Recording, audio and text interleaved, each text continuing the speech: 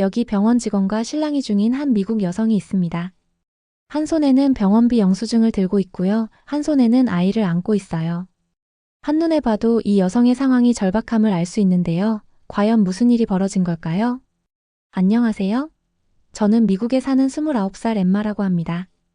저는 어릴 때부터 외모가 눈에 띄게 예뻐서 남자들이 항상 제 주변을 떠나지 않았어요. 학교 때부터 대학교 때까지 그리고 직장에서까지. 남자들이 저에게 호감을 표현하지 않은 적이 없었죠. 화려한 외모 덕분에 늘 주목을 받았고 저도 그에 맞는 자신감을 갖고 있었습니다. 남자들이 저에게 다가오면 늘 그래, 이 정도면 괜찮겠지? 라고 생각하며 만나보곤 했어요. 그런데 이상하게도 그런 남자들 중 마음에 드는 사람은 한 명도 없었어요. 아무리 멋진 외모에 좋은 직업을 가진 사람이라도 저는 그들에게 특별한 감정을 느낄 수 없었어요. 이상하게도 저는 항상 더 나은 사람을 기다리고 있었습니다. 아, 내 이상형은 분명히 어디엔가 있을 거야. 그러니까 굳이 결혼에 대해서 급할 필요는 없어. 이렇게 생각하며 스스로 결혼은 아직 멀리 있는 이야기라고 여겼죠. 그런데 제 삶에 그 남자가 나타났습니다. 그날도 평소처럼 친구들과 저녁을 먹고 있었어요. 술 한잔하면서 분위기가 무르익었고 대화는 자연스럽게 결혼에 대한 얘기로 흘러갔죠. 엠마, 결혼 언제 할 거야? 이렇게 예쁜데 넌 쉽게 결혼할 수 있지 않아? 친구가 말했어요. 저는 웃으면서 대답했죠. 결혼? 그건 내가 생각하는 인생의 우선순위가 아니야. 오히려 내가 결혼하면 다들 놀라지 않을까? 그러자 친구들은 고개를 끄덕였죠. 모두 저를 잘 아는 친구들이었으니까요. 그렇게 농담을 주고받고 있던 그때 식당의 문이 열리며 한 남자가 들어왔어요. 그를 본 순간 저는 순간적으로 뇌가 정지된 것 같았습니다. 그는 다른 남자들과는 달랐어요. 처음에는 그가 동양인이라서 신기한 마음에 눈길이 멈춘 줄 알았어요. 그렇지만 그의 걸음걸이에는 묘한 자신감이 배어 있었고 저의 눈길을 사로잡는 애티튜드가 있었음을 뒤늦게 알아차렸어요. 그는 매우 정중하게 저기 이 의자를 사용해도 괜찮을까요?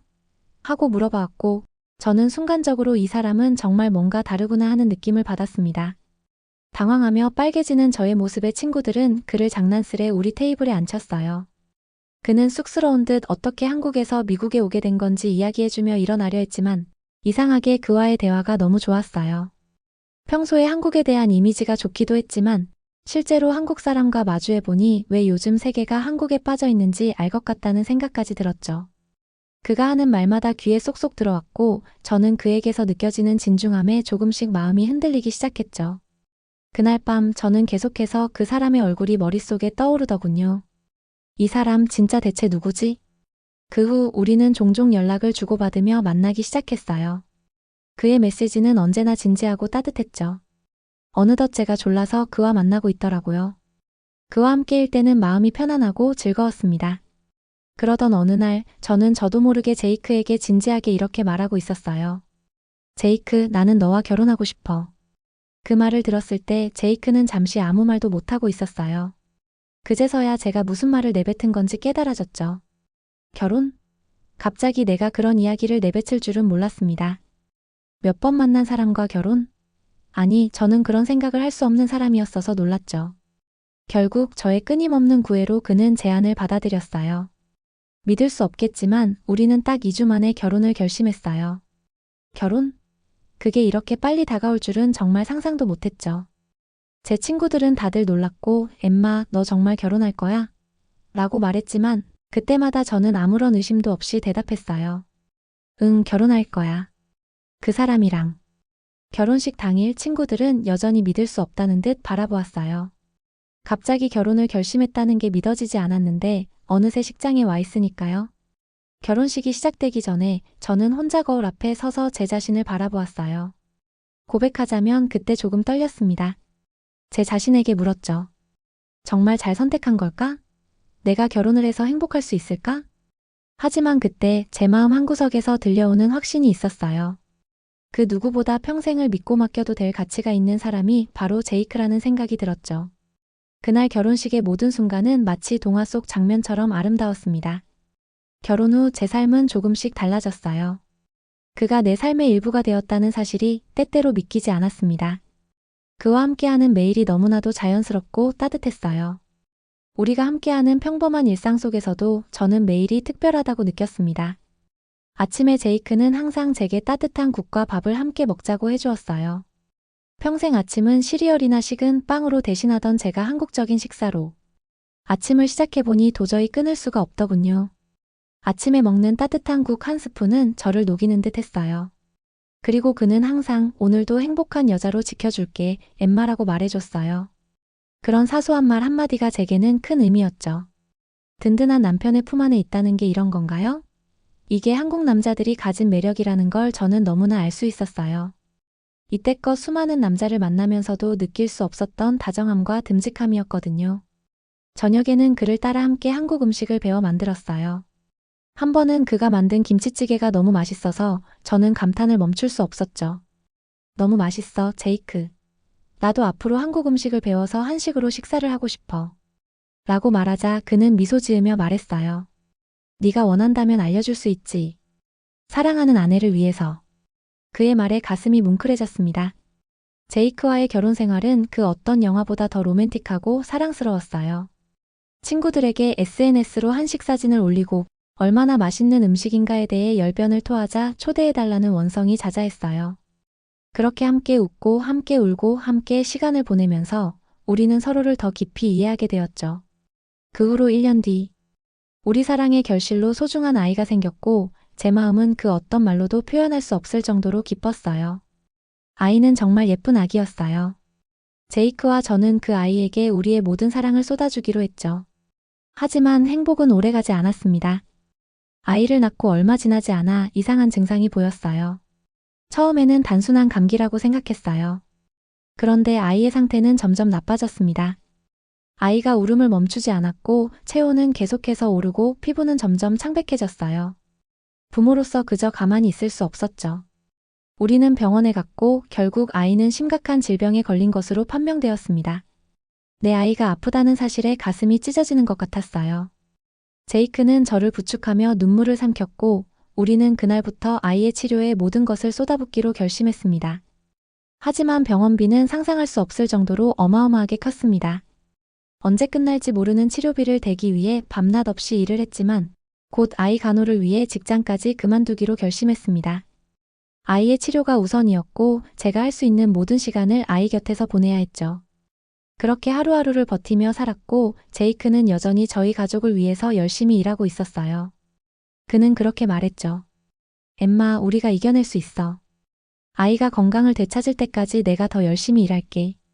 내가 있을게, 걱정하지 마. 그렇게 5년이라는 세월이 흘렀어요. 제이크는 정말로 무리하게 일을 했습니다. 매일 아침 일찍 나가고 밤늦게까지 돌아왔어요. 아무리 제가 걱정하며 말을 해도 그는 조금만 더 하면 되니까라며 일을 미루지 않았죠. 저는 그의 얼굴에서 점점 지쳐가는 기색을 보았어요. 제이크, 오늘은 쉬어야 해요. 몸이 너무 지친 것 같아요.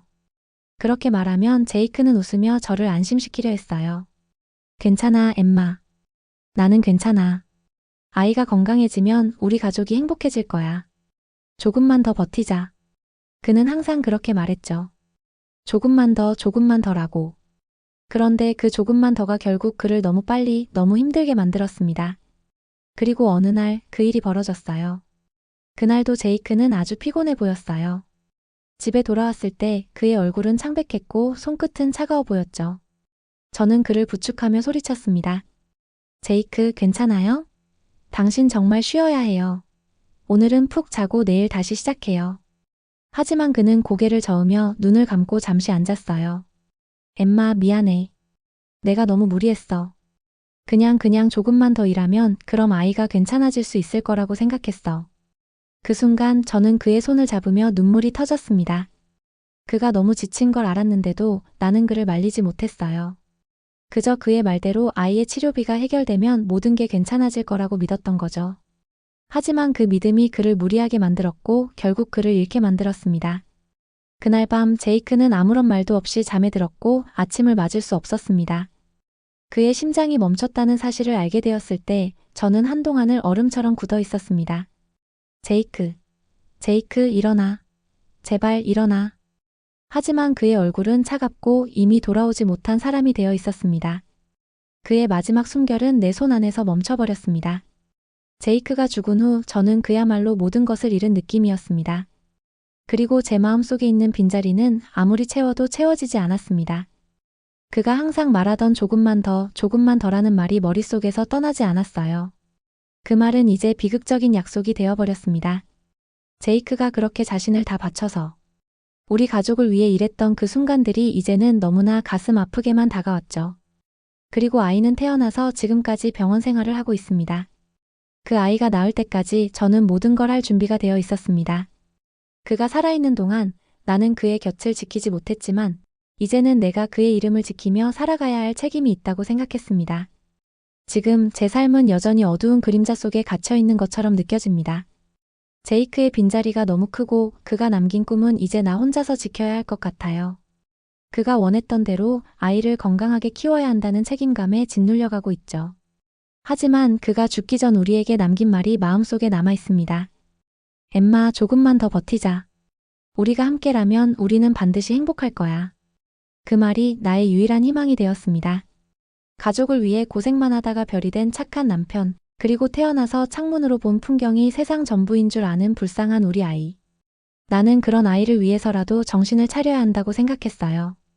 그리고 위기를 타개할 방법을 연구해야만 했어요. 하지만 아이는 여전히 병상에 누워 있었고 치료비는 점점 더 쌓여만 갔어요. 병원에서의 어마어마한 비용은 그야말로 부담을 넘어서 마치 수렁처럼 저를 삼키고 있었습니다. 미국에서 살아가는 게 이렇게 힘든 일인지 그때 처음으로 실감했죠. 아이의 치료와 생활비를 감당하기엔 제 능력으로는 너무 벅찼습니다. 제게 남은 건 아이와 함께 할 수 있다는 희망의 끈을 붙잡고 살아가는 것이었어요. 그나마 아이가 건강을 되찾을 수 있다면 그걸 위해 무엇이든 할 수 있겠다고 믿었죠. 하지만 현실은 그렇게 간단하지 않았습니다. 매일같이 아이의 상태는 변화가 없었고 치료비는 계속해서 늘어나기만 했습니다. 제 마음은 점점 더 지쳐갔어요.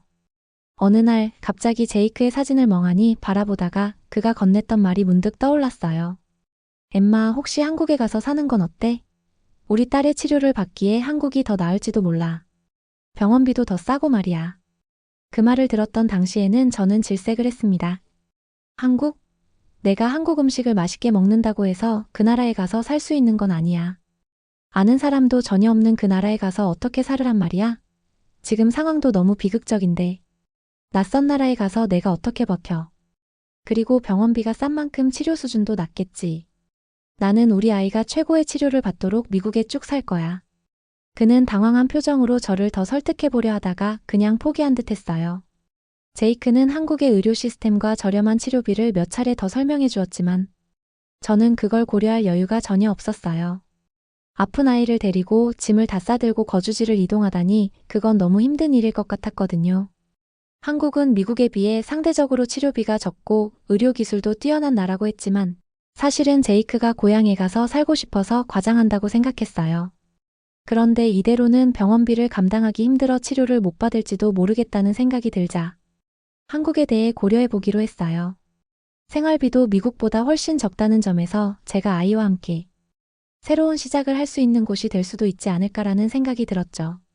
아이까지 잃는 것보다는 새로운 희망이라도 품어보자라는 마음이었어요.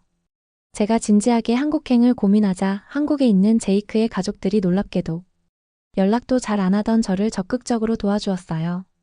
제이크와 결혼할 때와 장례식 때 본 게 거의 다였을 정도였는데 시댁 식구들은 제이크와 결혼한 여자라는 이유만으로 저를 가족이라고 받아주고 따뜻한 위로를 건네주었어요. 독립적인 것과 개인적인 것을 중요시하던 저는 한국적인 이런 가족 간의 정을 느끼며 놀랍기만 했죠. 그런데 나쁘지 않은 아주 감사한 경험이었어요. 그들과 이야기를 나누다 보니 한국은 의료비만이 아니라 생활비, 안전한 환경, 교육 시스템 등 여러 가지 면에서 저에게 훨씬 더 나은 대안이 될 수 있겠다는 생각이 들었죠. 미국을 떠나기 전날 밤 저는 신혼집에서 함께한 모든 추억이 떠오르면서 눈물을 하염없이 흘렀습니다.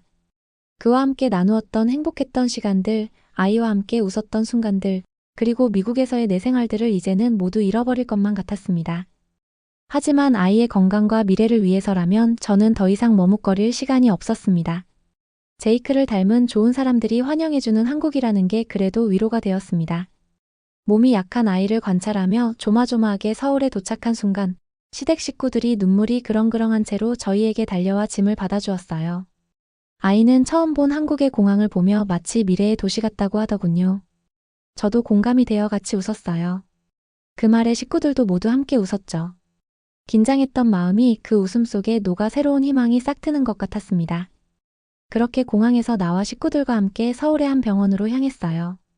병원으로 향하는 길에도 딸아이는 계속 신난 모습으로 말했어요.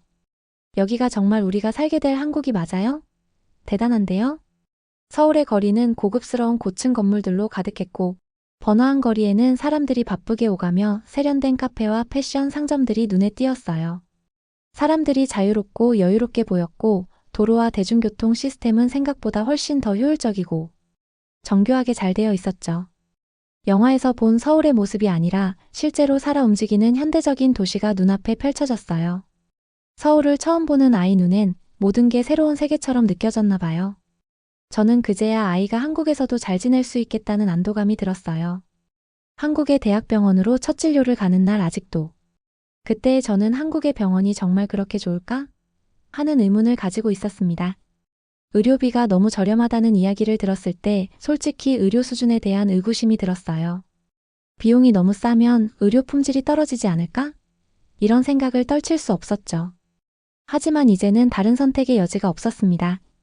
아이를 살리기 위해서라면 저는 무엇이든 할 준비가 되어 있었어요. 그날 아침 저는 아이의 상태가 악화되지 않기를 바라며 병원에 도착했어요. 서울의 대학교 병원에 들어서자마자 저는 처음으로 정말 깜짝 놀랐습니다. 병원에 들어서자 사람들이 차분하게 대기하고 있었고 디지털 시스템으로 효율적으로 예약이 진행되고 있었습니다.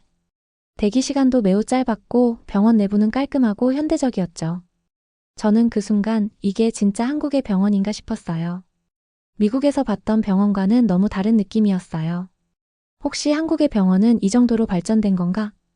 아이의 진료를 받기 위한 절차는 생각보다 매우 간단하고 빠르게 진행되었어요. 의사 선생님은 친절하면서도 정확하게 아이의 증상과 필요 검사에 대해 설명해 주었고, 저는 그 말에 안도감을 느꼈습니다. 다만 내심 검사 비용이 너무 걱정되었지만 의사 선생님은 정말 다정하게 이렇게 말씀하셨죠. 검사 비용은 미국에 비해 굉장히 합리적이고 필요하지 않은 검사는 하지 않도록 노력하고 있어요. 걱정하지 마세요. 그 말을 듣고 저는 조금 놀랐습니다. 미국에서라면 아이에게 필요한 모든 검사를 받으려면 수천 달러는 기본으로 나왔을 텐데 여기서는 그 금액이 얼마나 차이 날까 하는 생각에 마음이 놓였어요. 검사는 몇 시간 내로 끝났고 그동안 저는 병원 내의 카페에서 시간을 보냈어요. 카페마저도 정말 깔끔하고 세련되었더군요. 한국의 병원은 단지 의료 서비스를 제공하는 곳이 아니라 환자와 보호자를 위한 종합적인 시스템이 되어 있었습니다. 이 모든 것이 믿을 수 없을 만큼 잘 준비되어 있더라고요. 검사가 끝나고 의사 선생님은 아이의 상태와 함께 매우 세밀하게 진단을 내렸습니다. 그 후에는 바로 치료 계획이 세워졌어요. 저는 순간적으로 눈앞이 아찔해졌습니다. 미국에서 병원비를 감당하기 위해 허덕이던 기억이 떠올랐기 때문이었죠. 하지만 여기선 모든 것이 놀랄 만큼 저렴했고 무엇보다 의료 기술이 미국에 뒤지지 않는다는 것을 느꼈습니다. 이게 정말 가능한 일일까? 저는 마음속으로 믿을 수 없다는 생각이 들었어요. 아이의 병을 치료하는 데 필요한 모든 검사와 치료가 순식간에 이루어졌고 의사는 아이가 빠르게 회복할 것이라는 자신감을 주었습니다. 그 말에 모든 것이 달라지기 시작했어요. 한국에서의 치료는 놀라울 정도로 신속하고 효과적이었죠. 그 이후 아이는 점점 더 건강을 회복하기 시작했어요. 치료를 받은 후 의사는 다시 아이의 상태를 점검했을 때 상상할 수 없을 정도로 빠르게 회복되었다고 말했습니다. 이렇게 회복이 빠를 수가 있나요? 라고 물었을 때 의사 선생님은 미소를 지으며 이렇게 말했어요. 한국은 의료 기술이 매우 발전해 있고 많은 연구를 통해 최신 치료법이 적용되고 있습니다. 다행히 아이가 잘 반응했네요. 아이의 치료가 완전한 성공을 거두었을 때 저는 믿을 수 없을 정도로 감동을 받았습니다. 미국에서의 절망적이고 끊임없이 쌓여가는 의료비가 생각날 때마다 저는 한숨을 쉬곤 했어요. 하지만 이제는 그저 하나의 기적을 경험한 기분이었죠. 아이의 건강이 회복된 것만큼 큰 기쁨은 없었어요. 한국에서의 경험은 제 인생에서 큰 전환점이었습니다. 제가 생각했던 한국은 정말 다른 나라였어요. 의료비가 저렴하고 그럼에도 불구하고 의료기술이 세계적이라는 사실을 실제로 경험했으니까요. 이제 저는 아이와 함께 다시 미래를 믿고 살아갈 수 있게 되었습니다. 한국에 오길 잘했다. 한국에서 아이의 치료비는 상상보다 훨씬 저렴했지만 그 의료 수준은 최고였어요. 그리고 그곳에서의 경험은 제게 가장 중요한 교훈을 주었죠. 무엇보다 중요한 것은 경제적인 부담이 아니라 아이의 건강과 행복이었다는 것을. 이제는 한국에서 새로운 삶을 시작하며 그 어떤 어려움도 이겨낼 자신이 생겼습니다. 한국에서의 일상은 조금씩 안정을 찾아가고 있었습니다. 병원에서 돌아온 후 아이는 정말 빠르게 회복했고 이제는 뛰어놀 수 있을 정도로 건강해졌습니다. 그걸 보며 나는 정말 하늘에 감사했죠. 아이의 웃음소리가 다시 들리기 시작한 것만으로도 내 마음은 조금씩 회복되고 있었어요. 하지만 그 기쁨 속에서 여전히 고통스러운 기억들이 떠오를 때가 많습니다. 제이크. 사랑하는 제이크가 떠나갔다는 사실이 아직도 내 마음을 짓누르고 있긴 합니다. 이제 그를 대신해 저를 구원해준 한국에 감사하며 살아가려 해요. 정말 감사합니다.